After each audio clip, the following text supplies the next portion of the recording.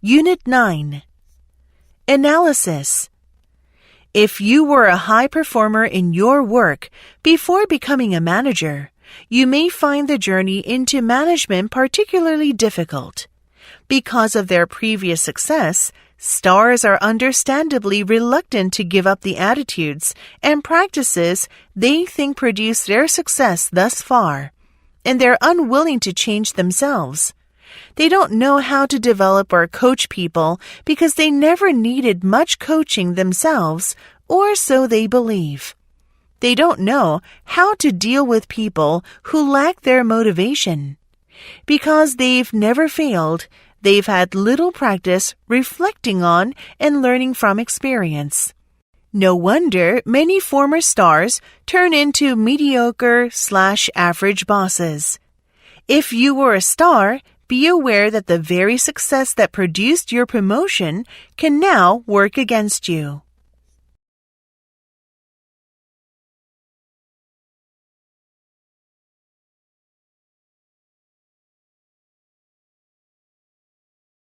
Practice.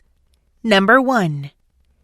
Action takes place by choosing which ends shall be satisfied by the employment of means. Time is scarce for man only, because whichever ends he chooses to satisfy, there are others that must remain unsatisfied. When we must use a means so that some ends remain unsatisfied, the necessity for a choice among ends arises. For example, Jones is engaged in watching a baseball game on television. He is faced with the choice of spending the next hour in A. continuing to watch the baseball game, B. playing bridge, or C. going for a drive. He would like to do all three of these things, but his means, time, is insufficient. As a result, he must choose. One end can be satisfied, but the others must go unfulfilled. Suppose that he decides on course A. This is a clear indication that he has ranked the satisfaction of end A higher than the satisfaction of ends B or C.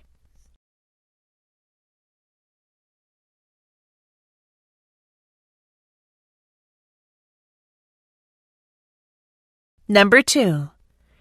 Environmental stresses cause changes in the genetic makeup of a population by favoring certain gene variants more than others. This is, in fact, the normal way that populations can adapt rapidly to changes in their environment, without mutations being required to produce new adaptations. It is also the reason why populations with genetic diversity are more likely to survive in the face of change. However, there is another side of this phenomenon related to human impacts on populations. Toxins added to the environment create selection pressure for individuals that are more tolerant of the toxins. One negative impact of this is that it can reduce the genetic diversity of a population. Another problem occurs if the organism is a pest and the toxin is contained in, for example, a pesticide. As a result of the selection pressure, the population seems to develop tolerance to the toxin. The pesticide then becomes less effective.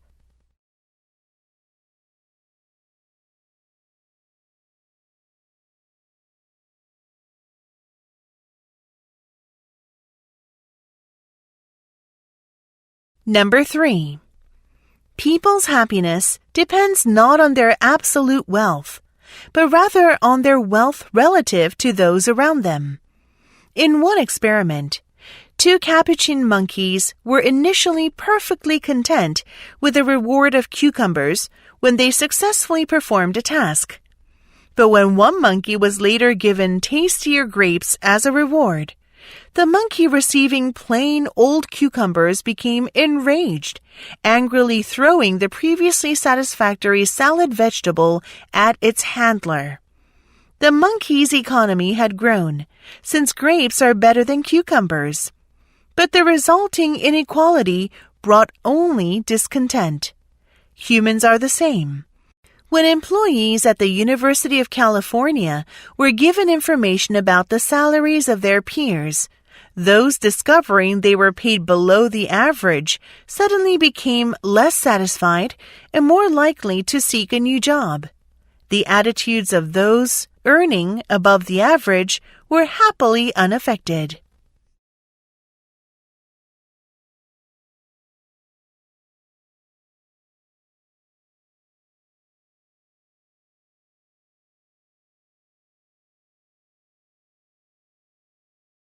서술형 practice. Imagine that a farmer is wondering whether his black and white cow, Daisy, is in the field. He believes she is in the field when he goes to look, because he sees something black and white in the distance. Later, it turns out that what he saw was a large black and white bag, not Daisy. But the cow really was in the field. She was just hidden from sight in a dip. The farmer was right that Daisy was there, but wrong in what he saw. So he didn't have real knowledge. It was just a belief that turned out to be true.